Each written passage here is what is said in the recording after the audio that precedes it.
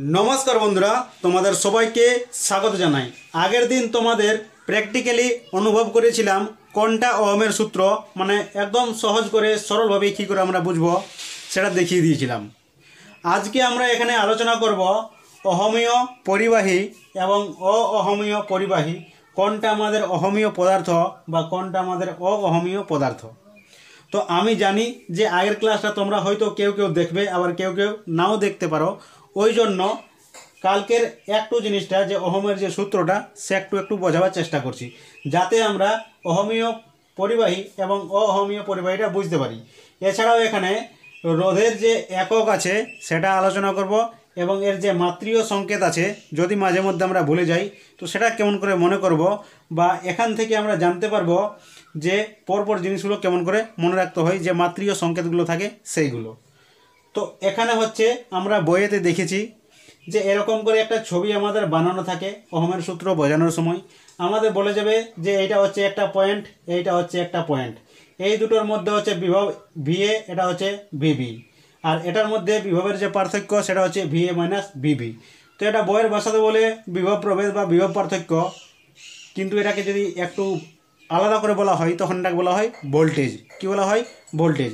Voltage বললে আমরা সহজভাবে বুঝতে পারি যে হ্যাঁ ভোল্টেজ বলছে মানে যেটা ইলেকট্রনকে গুলোকে ধাক্কা দেয়, ঠিক আছে, তড়িৎ প্রবাহ হওয়ার জন্য। আর এই যে উপরে এরকম করে জিগজ্যাগ করে যে এটা দেখতে পাচ্ছ এটাকে আমরা রোধ কল্পনা করি। এরপর রোধ মানে অনেকে বুঝতে পারে না যে রোধ মানে কোন জিনিসটা। রোধ মানে হচ্ছে যেমন সার্কিটের মধ্যে একটা আমি বাল্ব লাইটের একটা বাল্ব দেখিয়ে রেখেছি, তো এটা হচ্ছে একটা রোধ। আমি যদি কোনো সার্কিটের মধ্যে যদি একটা পাংখাকে জুড়ে রাখি মানে পাখা ইলেকট্রিক পাখা তো সেটা একটা রোধ হয়ে গেল। এছাড়াও কার্বন রোধক পাওয়া যায়, সেগুলো আমরা পরে আলোচনা করব। মানে সার্কিটের মধ্যে কোনো একটা জিনিস জুড়ে দেওয়া যার মধ্যে ইলেকট্রিক খরচা হয়, মানে মানে কি হয়, যেমন লাইট যদি জ্বালাচ্ছি আমি এখানে তড়িৎ শক্তিটা আলোক শক্তিতে পরিণত হচ্ছে, সেটা এই সার্কিটের জন্য একটা রোধ হয়ে যাচ্ছে, তাহলে ওটাকে আমরা রোধ বলি। যেমন তোমাদের এখানে দেখিয়ে দিচ্ছি, যেমন এখানে ছোট ছোট আমার কাছে এই সেলগুলো আছে, এই সেলগুলো দেখতে পাচ্ছ। তো এই সেলগুলোর সাহায্যে আমি এই যে এলইডি ছোট্ট একটা বাল্ব আছে এই বাল্বটাকে আমি জ্বালাচ্ছি। তো এই বাল্বটা হচ্ছে একটা রোধ। আমি যখন এটার মধ্যে দিয়ে তড়িৎ প্রবাহ করাবো আসলে এটার মধ্যে ফ্রি ইলেকট্রন কিন্তু আছে, কিন্তু এটা প্রবাহিত না হওয়ার জন্য এটা কিন্তু জ্বলছে না। যখন এই সেলগুলোর মধ্যে আমি যখন এর মধ্যে লাগাবো তখন এই পরিবাহী দুই প্রান্তের মধ্যে বিভবের পার্থক্য হবে, মানে ভোল্টেজ ডিফারেন্স হয়েছে মানে বিভবের পার্থক্য হবে, তখন এর মধ্যে তড়িৎ প্রবাহ হলে বাল্বটা জ্বলবে। তো বাল্বটা এই সার্কিটটার জন্য যেটা এখন আমি এটা জুড়ে পরে বানাবো সেটার মধ্যে এটা একটা রোধের কাজ করবে, ঠিক আছে। তো সেই জন্য এটা জ্বলবে। তো এটাই হচ্ছে একটা রোধ এক ধরনের, বুঝতে পারছো। যদি কোনো পাংখা জুড়ে দিই সেটাও একটা রোধ হয়ে যাবে, আশা করি বুঝতে পারলে। তো এটা যখন আমি জুড়ে দেবো এটা লাইটটা জ্বলছে, মানে এটা কি বিদ্যুৎ শক্তিটা আমাদের যে আছে সেটা আলোক শক্তিতে পরিণত হচ্ছে, ঠিক আছে। তাহলে এখানে রোধটা আমরা বুঝতে পারলাম। আর যখন এর মধ্য দিয়ে আমি জুড়ে দিচ্ছি তখন এর মধ্য দিয়ে কিন্তু তড়িৎ প্রবাহ মাত্রা মানে তড়িৎ প্রবাহিত হচ্ছে, যেটা আমরা আই দেখতে পাচ্ছি। কী জন্য হচ্ছে? এই বিভবের যে পার্থক্য আছে সেটার জন্য এখানে এটা দেখতে পাচ্ছি আমরা। তাহলে এই জিনিসটা পুরোটা বুঝতে পারলে এখন বইয়ে যে সংজ্ঞাটা বলে দেওয়া হয়েছে সেটা বলেছে যে কোনো পরিবাহীর দুই প্রান্তের বিভব পার্থক্যটা সমানুপাতিক হবে তড়িৎ প্রবাহ মাত্রার সঙ্গে, কিন্তু তার সঙ্গে একটা কন্ডিশন বলে দিয়েছে যে উষ্ণতা এবং অন্যান্য ভৌত অবস্থা সেগুলো অপরিবর্তিত থাকতে হবে, একটা কন্ডিশন লাগিয়ে দিয়েছে। তো সেগুলো যদি আমরা নাও ধরি যে ভাই কন্ডিশন সব হাঁটাও, শুধুমাত্র বলবো যে বিভব পার্থক্য মানে যেটা ভোল্টেজ বলছি আর যেটা তড়িৎ প্রবাহ মাত্রা সেটা কিন্তু অনুপাত মানে কি ভাগ আকারে লেখা, বিভব প্রভেদ ভোল্টেজ এটা তড়িৎ প্রবাহ মাত্রা, এই দুটো অনুপাত সেটা কিন্তু সমান থাকবে একটা পরিবাহীর ক্ষেত্রে। যেমন এখানে একটা আমি তারকে দেখছি, তো এই তারের মধ্য দিয়ে যদি আমরা কানেকশান লাগিয়ে একটা সার্কিট বানাই তাহলে যদি আমি সেখানে 20 ভোল্ট যদি আমি ভোল্টেজটা দিয়ে দিই তাহলে তড়িৎ প্রবাহ মাত্রা অটোমেটিক আমাদের 10 হয়ে যাবে এই তারটার ক্ষেত্রে। উদাহরণস্বরূপ ধরছি আমি, যদি আমি ভোল্টেজটা না ভাই ভোল্টেজ আমি 20 দেবো না, আমি এখানে বাড়িয়ে 40 দেবো, তাহলে অটোমেটিক তড়িৎ প্রবাহ মাত্রা যেটা হবে সেটা 20 অ্যাম্পিয়ার হয়ে যাবে, অটোমেটিক হয়ে যাবে, ঠিক আছে। যদি আমি বলি না কম দেবো এখানের থেকে, তার মানে এখানে যদি 10 ভোল্ট দিই অটোমেটিক এটা 5 অ্যাম্পিয়ার আমাদের তড়িৎ প্রবাহ মাত্রা হয়ে যাবে। তাহলে আসলে এখানে আমি দেখতে পাচ্ছি এই যে ধ্রুবকটা আর যেটা বলছি আমরা V/I করে নিয়ে দেখো এখানে কি আসবে। এখানে 20/10 করলে কত আসছে? এখানে 2 আসছে। এখানে 40/20 করি তাহলে কত চলে আসছে? 2 চলে আসছে। এখানে 10/5 করি তাহলে 2 চলে আসছে। মানে এই পরিবাহীটার ক্ষেত্রে যে আমাদের রোধটা হচ্ছে, যে বাধাটা হচ্ছে, সেটা আমাদের ধ্রুবক থাকছে এই পরিবাহীর ক্ষেত্রে। এরপর যদি আমি এখানে অন্য একটা তার নিয়ে আসি তাহলে কিন্তু এটার ক্ষেত্রে ধ্রুবকটা আমাদের আলাদা হবে, কিন্তু একই আসবে। এমন নয় যে এখানে আলাদা ভোল্টেজটা বাড়িয়ে দিলাম তাহলে এখানে রোধটা বা অনুপাতটা আমাদের আলাদা চলে এলো। এখানে যতটা আসবে এখানে অতটাই আসবে, এখানে অতটাই আসবে। এইটাই হচ্ছে সূত্রটা, অন্য কিছু এখানে নয়। এরপর বলছে এখানে কি অহমীয় পরিবাহী আর অহমীয় পরিবাহী। যতটা কথাটা শুনতে সহজ লাগছে অতটা কিন্তু সহজ নয়, মানে যদি বুঝো তাহলেই সহজ। তো এখানে বলছে যে যেসব পরিবাহী বা যেসব পদার্থ ওহমের সূত্রটা মেনে চলে সেই সব পরিবাহীগুলো হচ্ছে আমাদের অহমীয় পরিবাহী। ওহমের সূত্র বলতে এটা মেনে চলবে, তার মধ্যে যে ভোল্টেজ আছে আর তড়িৎ প্রবাহ মাত্রা এই অনুপাতটা কিন্তু সমান থাকবে। এখানে যেমন 2 এসছে এখানেও 2 থাকবে, এখানেও 2 থাকবে। এরকম করে গ্রাফ যদি তোমরা আঁকতে শিখেছ তাহলে কিন্তু এটা ভালো করে বুঝতে পারবে। না যদি যদি না জানো যে গ্রাফ কেমন করে মানে বানায় বা তৈরি হয় তাহলে এই জিনিসটা বুঝতে পারবে না। একটু বুঝে নিয়ে আসো যে গ্রাফ কেমন করে তৈরি হয়।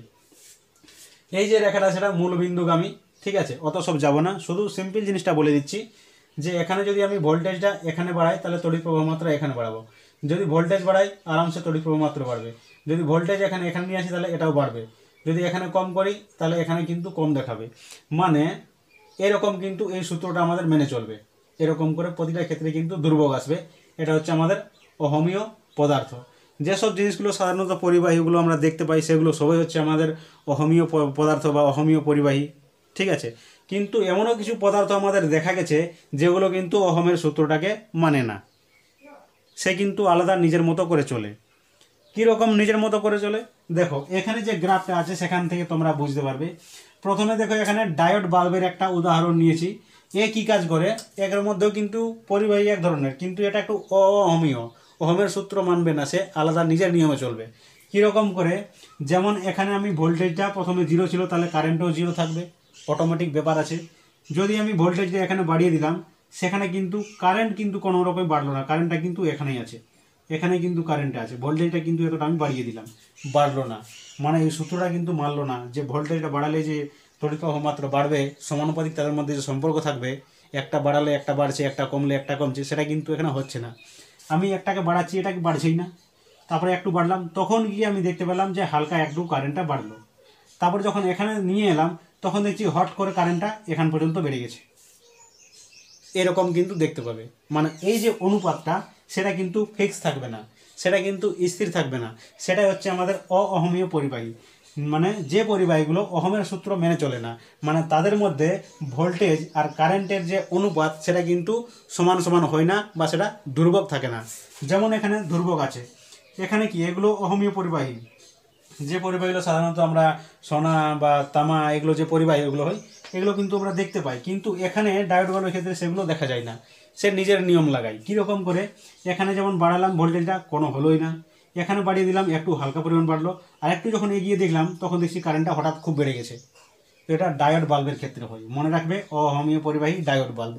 এরপর আরেকটা উদাহরণ দেখো, এখানেও কিন্তু সে আলাদা ধরনের একটা ব্যাপার। এখানে যখন এখানে দেখছি যে ভোল্টেজ বাড়িয়ে দিলাম, কারেন্টটা এখানে 0 আছে, আবার বাড়িয়ে দিলাম তাও দেখছি 0 আছে, আবার বাড়িয়ে দিলাম দেখছি সামান্য হালকা একটু বেড়েছে, তারপরে দেখলাম দিয়ে এখানে বেড়েলাম তখন দেখছি হট করে কারেন্টটা বেড়ে গেছে, যখন এখানে গিয়ে দিলাম তখন দেখছি পুরোটা কিন্তু কারেন্টটা বেড়ে গেছে। তাহলে এরকম হচ্ছে, ঠিক আছে। এখানে গিয়ে গ্রাফটা আলাদা হচ্ছে, এখানে গিয়ে তারপরে ভোল্টেজটা আবার বাড়া হচ্ছে, যত ভোল্টেজ বাড়াচ্ছি এখানে তাও দেখছি এটা সমান করে যাচ্ছে, মানে কারেন্টটা কিন্তু আরও তো বাড়ছে না। মানে একটা জিনিস তোমাদের এখানে বোঝাতে চাইছি যে ভোল্টেজটা বাড়ার সঙ্গে সঙ্গে কারেন্টটা আমাদের বাড়ছে না, বা ভোল্টেজটা কমার সঙ্গে সঙ্গে আমাদের কারেন্টটা কমছে না, মানে ওহমের সূত্রটা মানছে না। মানে ভোল্টেজটা তড়িৎ প্রবাহ মাত্রা যে সমানুপাতিক সেটা কিন্তু হচ্ছে না, সেটা হচ্ছে অহমীয় পদার্থ বা অহমীয় পরিবাহী। যেমন এখানে আমাদের আছে বাল্বের যে ফিলামেন্ট আছে সেটাও কিন্তু এর একটু কাহিনী আলাদা আছে। কীরকম কাহিনী আলাদা আছে, প্রথমে ভোল্টেজ 0 তাহলে কারেন্টও 0, যেই মাত্র এতটুকু আমি ভোল্টেজটা বাড়ালাম সেই মাত্র কারেন্টটা ফট করে বেড়ে গেল। আবার যদি এখানে বাড়িয়ে দিলাম তাহলে বলতেই না বম বম করে এখান পর্যন্ত কারেন্ট পৌঁছে গেছে, মানে খুব তাড়াতাড়ি কারেন্টটা কিন্তু বেড়ে যাচ্ছে, এই মাত্র একটু মাত্র বেরোলো। তাহলে এখানে যে আমি দেখছি অনুপাতগুলো একটা পরিবারের ক্ষেত্রে যদি দেখি আমি অহমীয় পরিবাহীর ক্ষেত্রে সেখানে কিন্তু এই অনুপাতটা কিন্তু আমাদের সমান থাকছে না, অনুপাতটা সমান থাকছে না, সমান সমান থাকছে না, ধ্রুবক থাকছে না, ধ্রুবক থাকছে না, ধ্রুবক থাকছে না, এখানে কিন্তু ধ্রুবক থাকছে আমাদের। এটা হচ্ছে আমাদের অহমীয় পদার্থ। যতটা পরিমাণে ভোল্টেজ বাড়াবো সেই পরিমাণে কারেন্ট বাড়বে, যতটা ভোল্টেজ এখানে কমাবো সেই পরিমাণে কারেন্টটা কমে যাবে, এই অনুপাতটা এখানে থাকবে। তাহলে এইটা হয়ে গেল আমাদের অহমীয় পদার্থ আর অহমীয় পদার্থ। উদাহরণগুলো তোমরা খুব বেশি করে মনে রাখবে, এখানে আরও বইয়ে তোমরা কয়েকটা উদাহরণ পেয়ে যাবে। এখানে অত বেশি নয় যে এটা কী কাজে লাগে, কোথায় কাজে লাগে, কী ব্যাপার, এটা কিন্তু আলাদা একটা বিষয় হয়ে গেল। ঠিক আছে, এরপর আমরা এখানে আলোচনা করব এই যে রোধ আছে, সেই রোধের একক হচ্ছে ওহম। সেই 1 ওহম মানে কতটা, সেটা আমরা তো ভৌতবিজ্ঞানে পড়েই থাকি যে রোধের যে একক হচ্ছে সেটা হচ্ছে ওহম, যেটা বিজ্ঞানীর নাম অনুসারে হয়েছে। এরপর এখানে প্রশ্ন হলো যে 1 ওহম মানে কতটা, এটা আমরা কেমন করে বুঝব। তো সেটা হচ্ছে এরকম করে বুঝবে যে কোনো একটা আমাদের সার্কিট আছে, সার্কিট বলতে একটা বর্তনী আছে, তড়িৎ বর্তনী। যেমন এখানে এই যে ছোট ছোট সেলগুলো, এটাই তোমাদের দেখিয়ে দিচ্ছি, এটা হচ্ছে ছোট ছোট সেলগুলো, সেটা এখানে লাগিয়ে দিয়েছি। এখানে এলইডি বাল্ব বলতে এই ছোট্ট এলইডি বাল্বটা তোমরা ভাবো, এটা এই ছোট্ট এলইডি বাল্বটা, এখানে 3টা ছোট ছোট সেল। এরপরে ব্যাপার হলো যখন এটাকে আমি সার্কিটের মধ্যে লাগাবো তখন এটা জ্বলবে এমন করে। তো এখানে কি দেখতে পাচ্ছি আমরা, যদি আমরা দেখি মানে এমন নয় যে এখানে হচ্ছে সেই জিনিসটা, মানে উদাহরণস্বরূপ ধরছি, যদি এখানে এই দুটো যে মানে ব্যাটারি যেটা আছে, 3টা সেলকে জুড়লে ব্যাটারি হয়, তো এখানে যেটা আছে সেটা আমি 1 ভোল্ট যদি আমি বিভব প্রভেদের সৃষ্টি করছি, তাহলে এই বর্তনীটার মধ্যে মানে এই ইয়ার মধ্যে সার্কিটের মধ্যে 1 অ্যাম্পিয়ার তড়িৎ প্রবাহিত হচ্ছে। যদি 1 ভোল্ট যদি আমি বিভব প্রভেদের সৃষ্টি করি আর তড়িৎ প্রবাহ মাত্রা যদি 1 অ্যাম্পিয়ার হয়, তাহলে যেটা রোধ হবে, যেটা বাধা হবে, সেটা কত, 1 ওহম হবে। তাহলে ওহমটা বুঝলাম, 1 ওহম মানেও বুঝে গেলাম। এরপরে যদি এটাকে আমি বড় করে দেখাই, যে ভাই বড় করে আমি বলবো যে ওহম, এটা কিন্তু সিজিএস আর এসআই এর এখানে ব্যাপার থাকে না, এখানে ব্যাপার থাকে যদি এটাকে আমি বড় করে বলি তাহলে এখানে কিলো ওহম বলবো, মেগা ওহম বলবো, এরকম বলা হয়। যদি ছোট করে বলি তাহলে আমি বলবো কি মিলি ওহম বলবো, মাইক্রো ওহম বলবো, এরকম করে কিন্তু বলা হয়। এরপর আমরা এর মাত্রাটা বুঝবো। তো এটা জানা খুবই সহজ, শুধু আমাদের জানতে হবে এখানে বিভবের মাত্রা। আমরা কি জানি, রোধ আর সমান V/I, মানে বিভবের মাত্রা আর তড়িৎ প্রবাহের মাত্রা। যদি যেই দুটো জানি তাহলে আমরা আরামসে এখানে কি পেয়ে যাব, রোধের মাত্রীয় সংকেত পেয়ে যাব mL² T⁻³ I⁻²। এখানে কোনো সমস্যা নাই। কিন্তু কেউ যদি ভুলে যায় যে ভাই আমি বিভবের মাত্রাই ভুলে গেছি, ঠিক আছে, তাহলে এইরকম কেসে কিন্তু পুরো জিনিসটাকে আমি একটু মনে করিয়ে দিয়েছি। এই জিনিসটা খুব ভালো করে মন দিয়ে দেখো, মাত্রার জন্য তুমি এইগুলো কিন্তু আমাদের দরকার হয়। ঠিক আছে, তো ভালো করে এখানে বোঝো। এখানে সমস্যা হলো যে এখানে ভুলে গেছি যে বিভবের যে মাত্রা সেটা কি হবে। তাহলে আমি বলবো যে বিভবটা কেমন করে তৈরি হচ্ছে, মানে কি কি দিয়ে তৈরি হচ্ছে সেইটা দেখো। তাহলে বিভবটা হচ্ছে এখানে কার্য আর আধান দিয়ে আমাদের বিভব হয়। তখন আমরা এখানে কার্য দেখলাম, আধান দেখলাম, তাহলে এটা হচ্ছে ডাব্লিউ। আর আধান সমান আমরা জানি, আই সমান আমরা কি জানি যে Q/T হয়। তড়িৎ প্রবাহ মাত্রা মানে একক সময়ে কত পরিমাণে আধান যাচ্ছে, মানে এখান থেকে আধান মানে আই আর টি আমরা পেয়ে গেলাম। ঠিক আছে, এরপর আমাকে বার করতে হবে কার্যের যে মাত্রা, সেইটা বার করতে হবে। সেটাও যদি তুমি না জানো তাহলে প্রথমে দেখবে যে কার্যটা কেমন করে তৈরি হচ্ছে। কার্যটা তৈরি হচ্ছে এখানে বল আর এবং সরণ। সরণ মানে হচ্ছে দূরত্ব, যেটা সোজা সোজা হয় সেটা হচ্ছে সরণ। তাহলে বল এবং সরণ, এবার সরণটাতে বুঝলাম যে দূরত্ব, তার জন্য আমরা এল পাবো, এখানে আইটি তো আমাদের আছেই। তো এখন প্রশ্ন হলো এই বলটা আমরা ভুলে গেছি, বলটা কেমন করে বার করব। তখন দেখো যে বলটা কি কি দিয়ে তৈরি হচ্ছে। বল আমাদের তৈরি হচ্ছে ফোর্স, সেটা হচ্ছে ভর আর তার সঙ্গে ত্বরণ। তো ত্বরণটা এরপর আমরা জানবো, ত্বরণটা এখানে কি হচ্ছে, ভর তো আমরা পেয়ে গেলাম, ভরের যে মাত্রীয় সংকেত সেটা আমাদের কত হয়, এম হয়, তাহলে সেটা আমরা পেয়ে গেছি এখানে। এবার ত্বরণটা আমরা দেখব। ত্বরণ যখন দেখতে যাচ্ছি তখন ত্বরণটা বেগ বাই সময়, মানে বেগের যেটা পরিবর্তন সেটাই হয়ে যাচ্ছে আমাদের ত্বরণ। বেগের সঙ্গে সময়ের যে মানে সময়ের সঙ্গে বেগের যে পরিবর্তন সেটাই ত্বরণ হয়ে যাচ্ছে। তাহলে V/T এখানে পেয়ে গেলাম, তাহলে এখানে আমরা টি পেয়ে গেলাম মাত্রীয় সংকেতটা সময়ের জন্য। এরপর দেখছি বেগটা আমরা, তো বেগটা এখানে দেখছি, তাহলে বেগটা তৈরি হচ্ছে আমাদের সরণ এবং সময় নিয়ে। তাহলে এখান থেকে আমাদের যে মাত্রার যে এইগুলো থাকে সেইগুলো আমরা পেয়ে গেছি। যেমন এখানে সরণ, সরণ মানে দূরত্ব, তো দূরত্বর ক্ষেত্রে আমরা কি এই যে মাত্রা সেটা আমরা এল ব্যবহার করি, আর যেটা সময়, সময়ের ক্ষেত্রে আমরা টি ব্যবহার করি। এটা যখন একটু ভালো করে আমরা লিখি তখন এল আর টি টু দি পাওয়ার -1 করে লিখি। এটা হচ্ছে আমাদের বেগের মাত্রা, আর এটাকে আমরা দ্রুতির মাত্রা বলি। এটা হয়ে গেল। এরপর আমরা এখান থেকে ত্বরণের মাত্রা বার করব। ত্বরণটা মানে কি বেগ বাই সময়। তাহলে বেগটা তো আমরা এখানে পেয়ে গেলাম, আমাকে সময়টা দেখতে হবে। তাহলে বেগটা হচ্ছে এখানে এল টি -1, আর এখানে কি আছে সময়টা টি আছে। তাহলে বেগের যেটা পেলাম সেটা কত হয়ে গেল এল টি টু দি পাওয়ার -2 হয়ে গেল। এটা হয়ে গেল আমাদের ত্বরণের জন্য। তাহলে ত্বরণ যখন পেলাম তখন আমি বলের জন্যও পাবো। তাহলে বলটা এখানে কি হবে, বল বলছে যে ভর আছে, মানে ভরের জন্য এখানে এম, তাহলে এখানে কি হলো এম হলো। আর এখানে ত্বরণের জন্য আমাদের কি আছে এল টি টু দি পাওয়ার -2। এটা আমাদের হয়ে গেল বলের জন্য, হয়ে গেল মাত্রিয় সংকেত। এবার বল যখন আমরা পেয়ে গেলাম তখন আমরা কার্যও পেয়ে যাব। তাহলে কার্য সমান কি হয় বল গুণিত সরণ। সরণের জন্য কি আলাদা করে আমি একটা এল নিয়ে আসি। তাহলে এখানে হলো এম এল টি -2, আর এখানে চলে এলো আমাদের কি গুণিত আকারে আমাদের দূরত্বের জন্য চলে এলো এল।